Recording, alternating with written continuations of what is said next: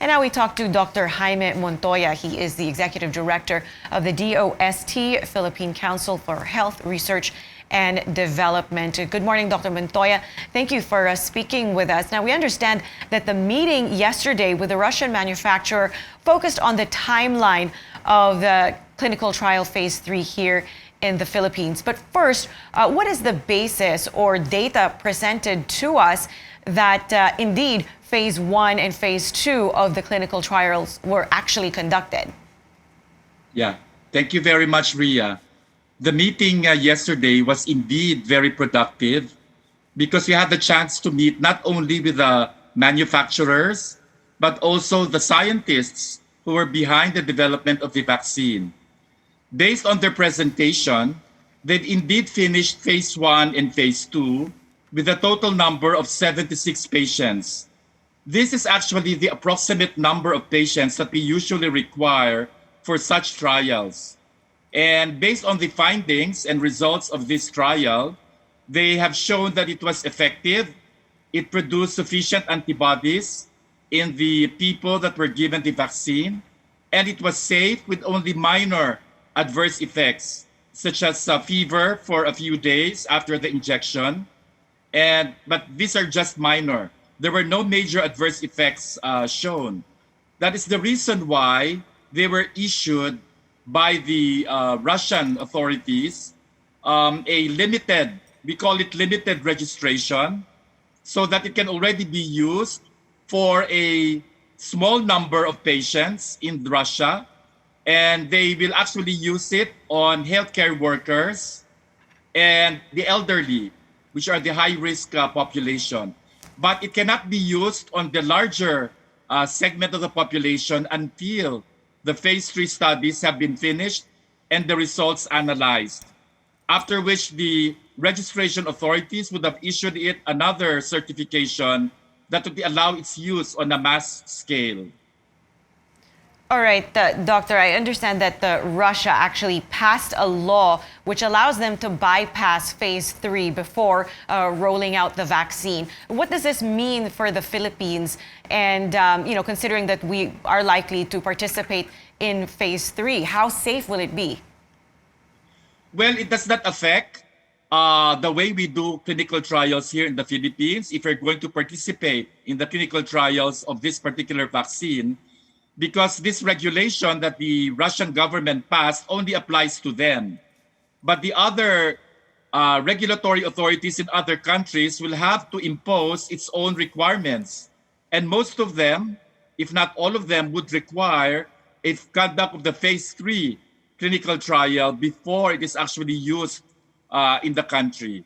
So we are, in fact, already started negotiations and discussions with them regarding the conduct of a clinical trial in the Philippines. The good news is that they are very much willing to have the Philippines participate in the trial. So the phase 3, if I may add, the phase 3 clinical trial was already submitted for approval to the Russian authorities, and they expect approval within this week or early next week, after which they'll be able to conduct the clinical trials already, phase 3 in Russia. We intend to facilitate the application also for approval of the same clinical trial in the Philippines, so that we can also simultaneously do the clinical trials here in the Philippines with those in Russia. And we hope that with barring any problems or issues, we'll be able to conduct it and start the trial by September, and hopefully together with Russia and 2 other countries, I think it's 2 or 3 countries which will participate in the said clinical trial, namely Saudi Arabia, the United Arab Emirates, and possibly Brazil. We will also be the 4th country, and we'll finish the study by the first quarter of next year, early January next year.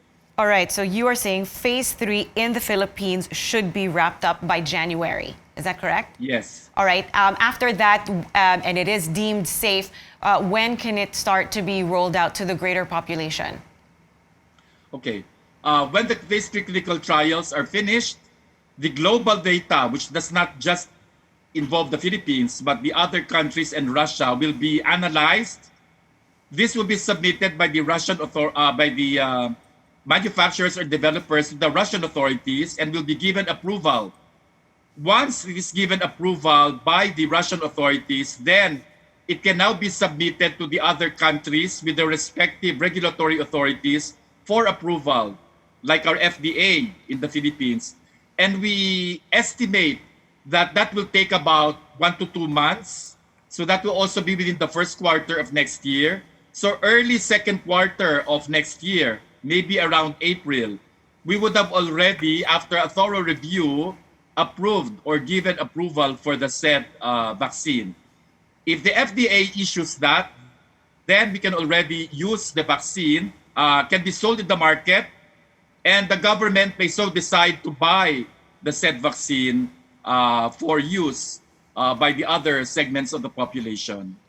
Dr. Montoya, how many Filipinos are we looking at to participate in the phase 3 trial, and what would the process be like for the participants who were chosen? Well, based on our discussions with the scientists in Russia, it will approximately be about 1,000 patients to participate. Sorry, I should not say patients, because the people who will be participating in the vaccine trial should not be patients. They should be free of COVID-19, because the purpose of the study is, in fact, to see whether they are protected from infection and disease from COVID-19. So these are about 1,000 healthy subjects, and of course, they will follow the normal processes of the conduct of studies. They will be asked to give a free, informed consent before they can participate.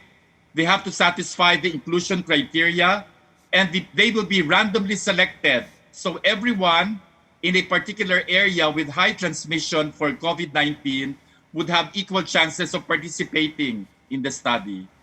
All right, sir, you mentioned the inclusion criteria. What are those exactly? Well, the inclusion criteria usually specifies that, of course, they should have given their free informed consent, prior informed consent.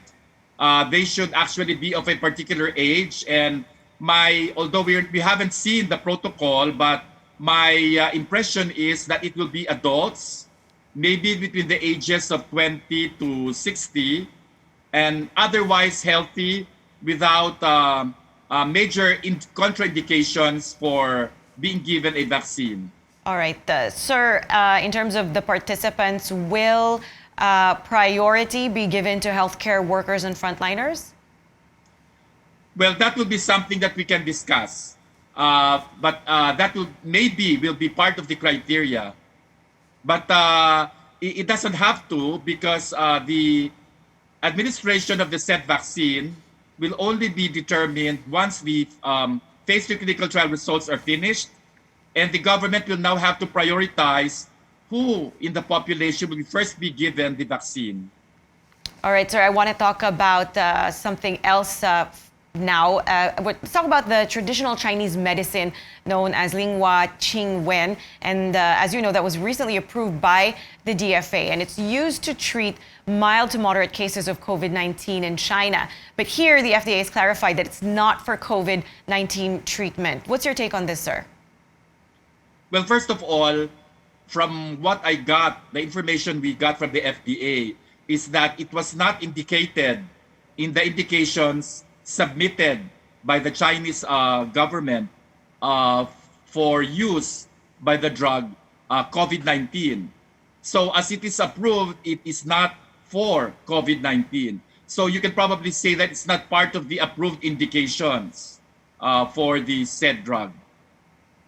But do you, in spite of that, sir, do you think it could be used to treat COVID-19 patients here in the country? Well, you know, that would be dangerous. Maybe we have to be more circumspect about that, because it is not part of the approved indication. There's such a thing as off-label indication, but usually that is a discretion of the attending physician to use it for a particular indication. But my thinking is that it would be unwise to use it for COVID-19, especially since COVID-19 is a life-threatening illness, and if they will just depend on this particular drug, it may prove to be not good for the patient. All right, thank you so much for your time this morning. We do appreciate it. Dr. Jaime Montoya of the DOST, Philippine Council for Health Research and Development. Thank you very much. Thank you, sir.